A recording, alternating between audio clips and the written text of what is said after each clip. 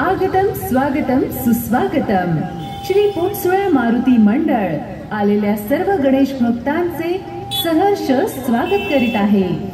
मंडळाने यंदाच्या वर्षी सादर केलेला देखावा शुभमंगल 50-50. एवढंसं पिल्लू माझं बघता बघता कधी पाळण्यातून रांगता रांगता उभी आणि चालायला लागली कळलंच नाही. आणि आज 24 वर्षांची झाली. हो ना, बघता बघता तिचं शिक्षण होऊन नोकरीला सुद्धा लागली. आपली चिनू किती मोठी झाली आहे ना. आज पाहायला येणारे पाहुणे तिला एवढ्यात पोचत सुद्धा असतील. अगं पण चिनूची तयारी झाली का सगळी? हो, सकाळपासून त्याचीच तयारी करत होते.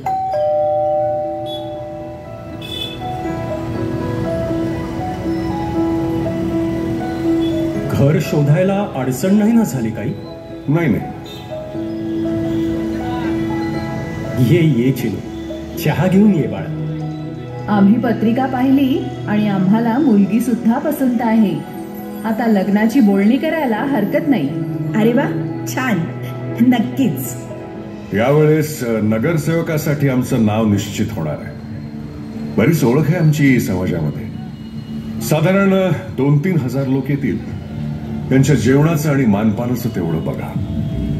मुलीला तुमच्या पद्धतीने शोभेल असं 15-20 तोळे सोनं घाला आणि एखादी फॉर्च्युनर.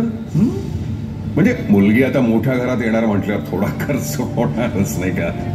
बाकी आम्हाला काही नाही. हे सगळं आम्ही द्यायचं? अहो काय बोलताय, तशी रीतच आहे म्हटल्यावर. आधी बऱ्याच प्रथा होत्या, त्या काळानुसार बदलल्याच ना.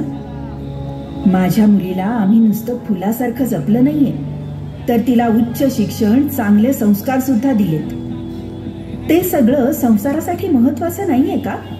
अहो पण आपली नाही का तशीच लग्न झाली? एक वैष्णवी गेली, पण अनेक लोकांच्या डोळ्यात अंजन घालून गेली. पैशांच्या श्रीमंतीपेक्षा आम्हाला मनाची श्रीमंती असलेली लोक हवी आहेत. तुमच्याकडे एवढं सगळं असून सुद्धा अजून हवंय तरी कशाला?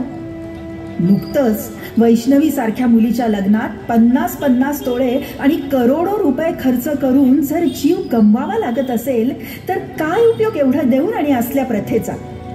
हे पहा, मुलगी सुखात नांदेल का? तिची सासरी सन्मानाने वागणूक होईल का? हा विचार आम्हाला सतत सतावतो आणि आमच्यासाठी हेच महत्वाचं आहे. एवढी सोन्यासारखी मुलगी देऊन सुद्धा अजून काही अपेक्षा असेल तर मग काय उपयोग? करोडो रुपये खर्च करून सुद्धा आई बापाच्या पदरात दुःखच येतं. विसरलात का एवढ्या लवकर? तर पहा, दरवेळेस तिला टोकायचे. अहो, तिच्या नंदेनी 2 महिन्यापूर्वी एवढी तिला मारली, तिच्या अंगावरती तुटली. दोघी माई लेकींनी तिला गाडीत आणली, बालेवाडीपर्यंत आली. इतके टॉर्चर करत करत करत करत आली आणि शेवटी माझी मुलगी म्हणली की मी इथं नदी आलेली, इथं उडी टाकीन गाडीत.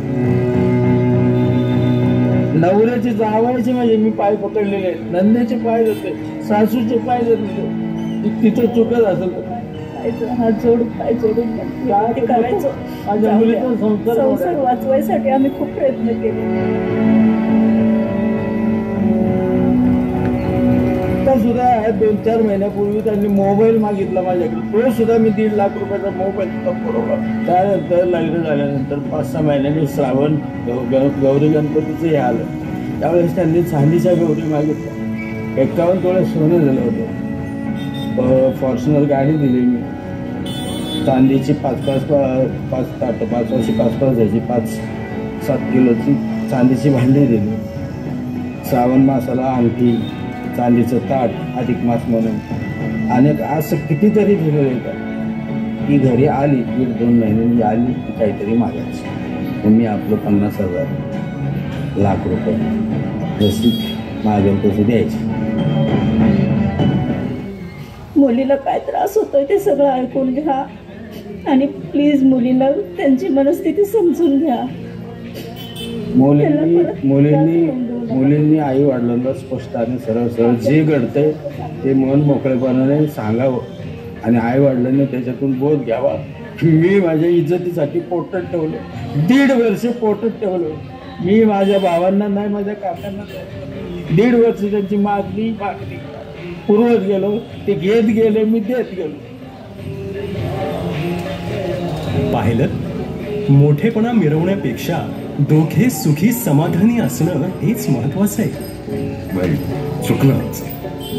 बरोबर बोलताय तुम्ही. आता मात्र जो काही खर्च होईल ना तो 50-50.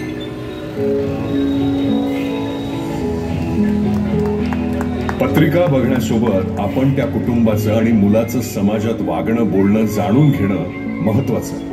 लग्नामध्ये पाण्यासारखा पैसा खर्च करून उगाच मोठेपणा दाखवून कर्जबाजारी होण्यापेक्षा परिस्थितीनुसार लग्न करावे.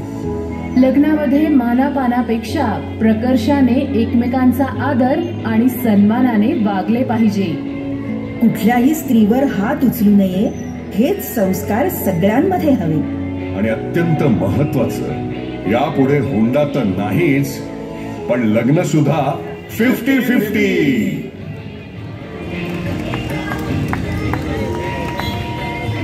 पेकाव्यातील बालकलाकार सई खलाटे, अज्ञेय पवार, विराज वाडकर, दिव्यम